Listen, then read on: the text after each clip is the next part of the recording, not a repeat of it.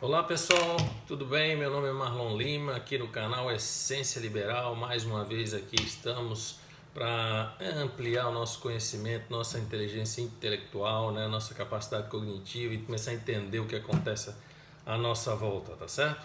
Muito bem, nós já falamos de vários temas aqui. Se você acompanhar lá desde os primeiros vídeos, a gente começou a falar conceitualmente de algumas ideologias, do pensamento conservador, do pensamento liberal, o que é o socialismo, né? E hoje nós vamos falar uma coisa, ditadura das leis, né? Saiba quem que é o déspota aí dos brasileiros, tá certo? Já pensou sobre isso? Então vamos lá. Bom, veja bem. Primeira coisa que a gente precisa entender é qual a diferença entre Estado e governo, né? Particularmente, a gente confunde isso muito, né? A gente acha agora, nós vamos ter agora a partir do dia 1º um novo governo, né? Mas a gente confunde isso com o Estado, entendeu? Na verdade, a gente deveria ter um pouquinho de compreensão que quando a sociedade se organiza através de um Estado, o indivíduo acaba sendo desconsiderado como um indivíduo, né? E ele passa dentro dessa organização do Estado sendo chamado de cidadão. Então a gente tem, de um lado, um corpo que a gente chama de Estado, né? Que é basicamente as estruturas estatais. Então aí você tem todos os órgãos do governo, né? Você teria aí os poderes, né? Do outro lado você tem o que a gente chama das nossas leis, tá? Que é o que está nas nossas constituições, em todas as nossas leis que regem o país, tá? E o governo nada mais é do que uma instituição que ela vai unir, né? Essas leis que existem no país através da nossa Constituição, e exercer sobre o Estado, né, sobre os órgãos do Estado, aquilo que nós chamamos de execução, né? Você vai executar as leis perante o Estado e aí toda a população vai obedecê-las, né, de acordo com aquilo que a gente mesmo, a nossa vontade soberana determinou, tá ok? Bom, primeiro ponto que nós precisamos considerar, então, é o funcionamento disso. Então você tem um governo através de seus poderes, que vai redigir leis, que vai ser, através desse governo, exercida a toda a população. Agora, quando a gente diz que essas leis seriam legítimas, somente quando você tem, basicamente, a vontade popular representada nessas leis. Se você não tem essa vontade popular, aí você está distante, você não mais é representado pelo Estado, né? E quando isso não acontece, você tem duas opções. É quebrado o que nós chamamos de pacto social, né? Ou seja, você não é representado pelas leis, ou as leis que lá existem não te representam, ou então você tem essas leis funcionando igualmente, mas através de uma ditadura, através de um totalitarismo, tá ok? Bom, sobre o aspecto ainda do Estado, não adianta você ter um governo que a estrutura do Estado não propicie a você ter um bom exercício desse governo, né? Então, o que nós temos hoje no Brasil? Nós temos três poderes, né? Que aí é o legislativo, o executivo, que é todo o aparato estatal, e tem o judiciário, né? São três poderes, mas quem disse que deveria ser três, né? O povo escolheu ser três, né? Essa é uma pergunta que eu já deixo para você reflexionar. E a outra pergunta é, se são três poderes, essa é a forma mais adequada para a gente estar tendo um bom funcionamento de um governo? Então é outra pergunta que eu deixo aí no ar para a gente pensar mais adiante, tá?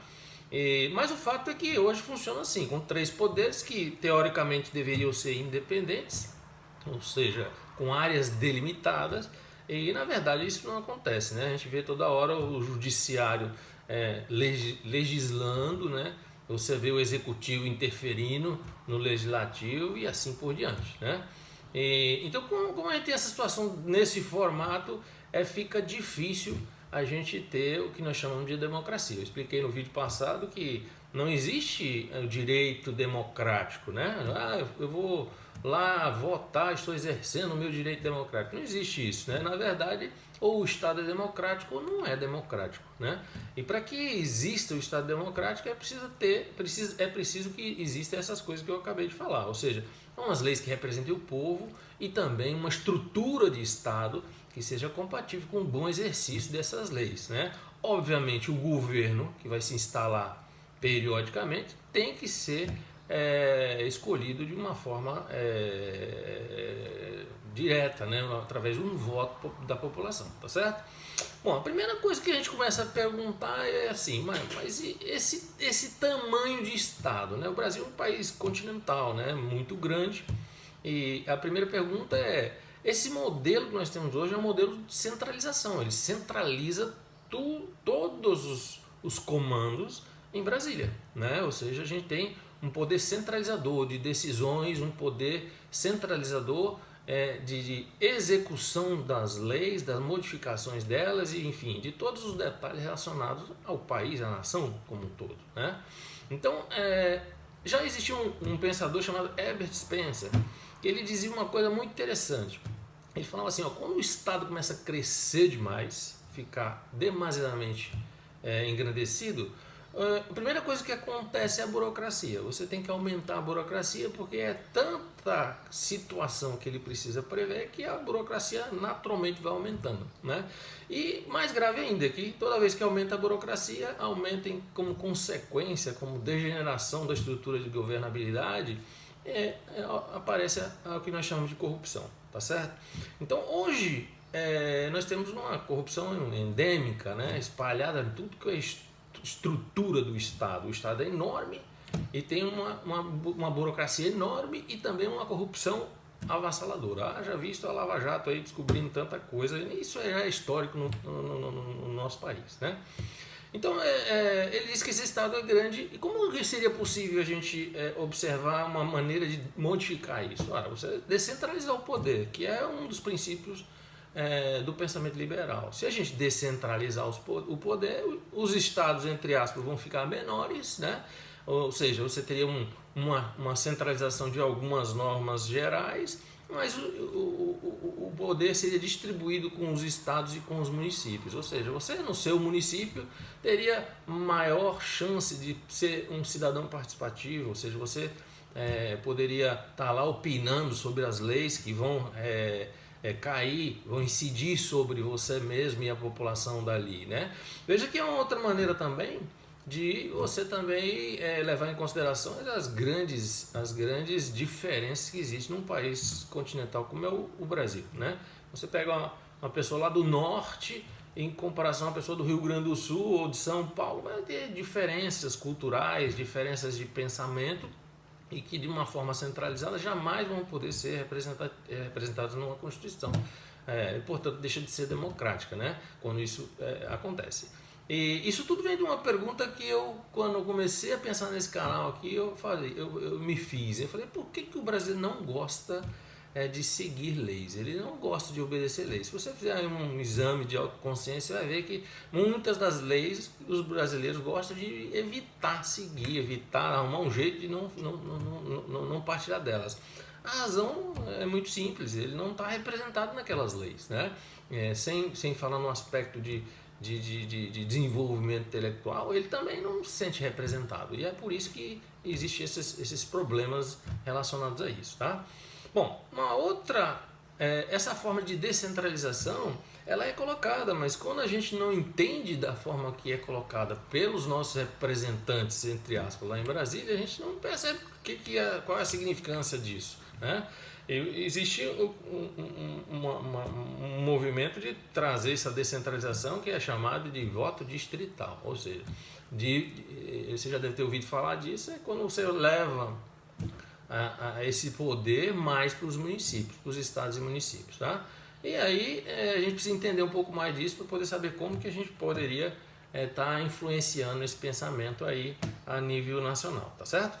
Bom, então um estado muito grande gera burocracia que gera corrupção. Então veja que hoje nós temos aí um super ministério aí, né, que é o Ministério da Justiça, e da segurança pública, que basicamente tem como um dos objetivos maiores aí é acabar com a corrupção, ou pelo menos diminuir ela, levar para níveis toleráveis, né? Mas veja que a gente combater de uma forma assim, como a gente diz, enxugar gelo, né? Se manter a estrutura do Estado como está, a burocracia vai continuar grande e, consequentemente, nós vamos ter nova corrupção sendo gerada, né? Então é preciso que a gente repense, né? Não estou aqui com o objetivo de dar soluções, mas a gente precisa pensar nisso, né? Que talvez a gente precisa modificar um pouco a estrutura do Estado, a estrutura das leis, para que aí a gente possa ter um governo mais eficiente, né? Um governo que realmente possa trazer mudanças de maneira significativa e duradouras, tá certo? Bom, uma outra questão que a gente levantou, que eu até falei na outra vez, né, a respeito do que significa democracia, mas principalmente no que você. Vamos voltar aqui para a questão do aspecto que é de um dos princípios, né, do pensamento liberal, que é o capitalismo, né? Então isso é outra coisa que é preciso ficar claro, né? Quer dizer, a ideologia que prega como modalidade econômica o capitalismo ele não se sujeita a intervenções, ou seja, quanto mais você intervir no capitalismo, mais resultados negativos vai acontecer com ele, entende? Então o que a gente percebe? O que é intervencionismo, né? Intervencionismo é você, de alguma maneira, através das leis, tentar controlar aspectos econômicos. Então você pode estar dando subsídios, né? Você pode estar criando linhas de crédito específicas, você pode estar fazendo benefícios para determinadas áreas da economia. Isso tudo vai gerar problema lá na frente, ou seja, o capitalismo acaba se enfraquecendo, né? Eu gosto de usar às vezes uma analogia a um super-homem, né? O super-herói lá, né? Na verdade, o capitalismo é como ele, vai trazer bem-estar, vai trazer qualidade de vida para as pessoas, vai trazer progresso, vai trazer uma série de coisas boas para a nação que adota o capitalismo como o seu modelo econômico. Porém, o super-homem é a mesma coisa, ele está cheio de poderes, de visão de raio-x, ele tem forças sobrenaturais, mas ele tem um ponto fraco dele lá, né? O ponto fraco lá do super-herói é a tal da criptonita, né? Quando ele é exposto à criptonita, ele começa a perder todas as suas habilidades, seus poderes, né? O capitalismo é a mesma coisa, ou seja, o que é a criptonita do capitalismo? Intervenção. Então, quando você começa a fazer intervenções na economia, pode ter certeza, a gente vai ter como resultado um capitalismo enfraquecido, e quanto mais você vai amarrando ele através das intervenções, chega uma hora que ele simplesmente entra em colapso final, tá certo? Bom, esse é um ponto para pensar, né? Que o livre mercado não admite essa intervenção, tá? Agora, o que a gente tem hoje num conceito? Porque o conceito, por exemplo, de social-democracia. A social-democracia ela é engraçada porque ela está falindo em tudo que é lugar do mundo e nós brasileiros temos uma certa definição de que aqui existe uma social-democracia, né? Na verdade, nem democracia e nem temos nada relacionado a essa palavra social que não tem significado algum nesse contexto, né? Na verdade, a gente tem aqui uma economia completamente amarrada, esgotada do seu ponto de vista tributário, um tanto injusta em relação a todos os aspectos econômicos, e na relação social a gente tem uma série de benefícios que na verdade acaba se voltando contra o próprio Estado, que é a história de a gente querer dar para a população inteira determinados benefícios que é praticamente impossível.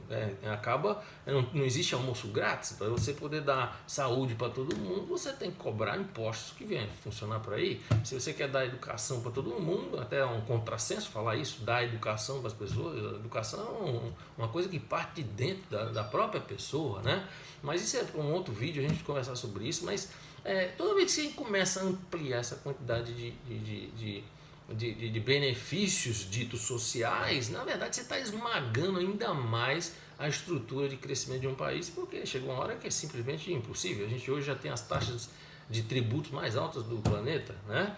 Então, esse contexto caótico, na verdade, ele é caótico para a gente que é do pensamento liberal que está pensando de uma maneira de você obter progresso, ter uma maior distribuição de rendas e viver um país crescendo de verdade. Mas pelo lado da outra ideologia, que eu nem vou chamar de ideologia, né? Por enquanto, depois a gente vai estar explicando mais sobre isso, que é o socialismo, ele tá tudo certo, né? O que ele quer? Ele não quer capitalismo, então o negócio é afagar, né, muita criptonita no capitalismo para ele ficar à mercê da falência total, né? Outro lado é fazer com que você tenha bastante benefício social, que é um discurso que não chega a lugar nenhum, é muito fácil convencer as pessoas, né, de que você tem direito a isso, aquilo outro, é muito fácil convencer isso, mas na verdade o objetivo não é esse, o objetivo é desestruturar a sociedade, né, porque chega um ponto que não é possível mais arcar com todo esse ônus e aí entra em colapso, tá certo? Então, basicamente o que nós estamos trazendo nesse vídeo hoje aqui é que você entenda que para que realmente as coisas mudem, a gente não pode simplesmente pensar que a cada 4 anos a gente vai lá e elege um presidente que está lá cheio de boas vontades, né? Agora a gente tem uma janela na história do Brasil, a gente realmente pode fazer uma mudança, né? Tem lá um presidente que se diz liberal e conservador, duas coisas importantes para a gente fazer agora uma retomada da estruturação do país, né? E nós precisamos cobrar dele isso, né? Nós precisamos aqui cobrar dele. Mas como que nós vamos fazer isso? Melhorando a nossa capacidade de entender o que está acontecendo. A partir do dia 1º, nesse canal aqui, toda vez que a gente for fazer um vídeo, eu vou estar falando sobre as tomadas de decisões que esse governo está levando adiante, e a gente vai fazer aqui uma observação, uma avaliação do ponto de vista do pensamento liberal, se isso aí está nos conduzindo para um lado certo ou não, para que a gente possa aí realmente estar participando mais, né? E não simplesmente a gente a cada 4 anos vai elege um presidente e aí depois fica esperando, será que vai melhorar, não vai melhorar, aí passou 1 ano, passou 2, não melhorou, daqui a pouco a coisa piorou, e aí você está de novo indignado, você já quer tirar ele, botar outro, esqueça, não vai acontecer de você colocar uma pessoa lá e ela vai fazer tudo pra gente. A gente é que tem que ser participativo, a gente tem que realmente melhorar a nossa capacidade intelectual, nossa inteligência cognitiva, tá? Então, só para finalizar o vídeo, eu vou dizer para vocês uma coisa: como que a gente melhora a nossa capacidade cognitiva? Primeira coisa, a realidade vai se aparecer para nós, tá? Ou seja, todo dia tem vários acontecimentos à nossa volta e a gente precisa entendê-los. E é preciso que a gente tenha na nossa memória, na nossa imaginação, a capacidade de raciocinar de uma maneira mais clara, né? Fazer correlações, isso aqui aconteceu naquela outra época, enfim, criar maneira da gente pensar melhor. E depois a gente precisa traduzir isso em uma frase, fazer com que essa frase seja inteligível. Por exemplo, eu tenho que estar falando aqui para você de uma maneira que você entenda o que eu estou querendo dizer. Isso só é possível quando a gente começa a investir no nosso aparelho da inteligência, ou seja, a gente precisa olhar uma reportagem e falar assim: isso é mentira, isso aqui está com um viés de um socialismo disfarçado, ou isso aqui não é uma política para liberação, para ter um mercado, um livre comércio, né? Então a gente precisa entender isso, só é possível a gente estar fazendo através de leituras, tá? Então, para completar aqui, eu vou falar um pouquinho desses últimos 2, 3 vídeos aí que nós fizemos, uma literatura que seria muito legal, né? Eu já falei desse livro aqui, é um livro do Von Mises, né? As seis lições, é uma maneira bem clara de você entender um pouco mais sobre economia e alguns aspectos sociológicos também, né? Tem aqui uma outra aqui, ó, que é um livro do Hayek, né? Ele na verdade é o título O Caminho da Servidão. É um livro que vai te mostrar como a abordagem de um pensamento comunista pode levar a aprisionar, levar a basicamente destruição de uma sociedade como um todo, tá? E quais são as pequenas artimanhas que são usadas, inclusive, que a gente nem sem perceber esteja já participando desse movimento, tá? Fantástico esse livro aqui, vale a pena e vai engrandecer bastante a nossa capacidade intelectual, tá? Tem um livro aqui que eu já citei ele aqui outra vez lá nos primeiros vídeos, que é um livro do Melchior, O Liberalismo, né? Então ele vai te trazer um pouco mais da parte histórica, da evolução histórica desse pensamento, e a gente poder situar algumas posições de onde surgiram e onde está nos levando, tá certo? E por último, um livro fantástico, genial, de um pensador, de um filósofo, de uma pessoa que para mim tem feito muita influência no meu modo de pensar. Ele consegue de uma maneira de uma linguagem que é acessível a todo mundo, fazer a gente entender coisas que são maravilhosas para a gente não se tornar um idiota, tá? Então o livro, ele também chama assim, né? O mínimo que você precisa saber para não ser um idiota, é um livro do Olavo de Carvalho. Vale a pena cada página desse livro aqui, é importantíssimo a gente clarear as nossas ideias, para que a gente possa agora, à nossa volta, né, poder fazer melhor avaliação daquilo que está acontecendo. Eu diria que a gente não precisa aqui estar pensando o que nós vamos fazer, nem nada, a gente precisa melhorar a nossa capacidade. Só da gente melhorar a nossa inteligência intelectual, com certeza nós vamos ter muito mais influência sobre o futuro da sociedade brasileira, tá certo? Então, gente, olha, curte aí o vídeo. Compartilha com o maior número de pessoas que você quiser, né? Traga mais pessoas para assistir, participe do canal, assine aí o nosso canal e se inscreva no nosso canal, né? E eu fico aqui, logo vamos trazer novos temas para a gente estar conversando, discutindo, tá? E muito obrigado a todos, fiquem com Deus e até o próximo. Obrigado.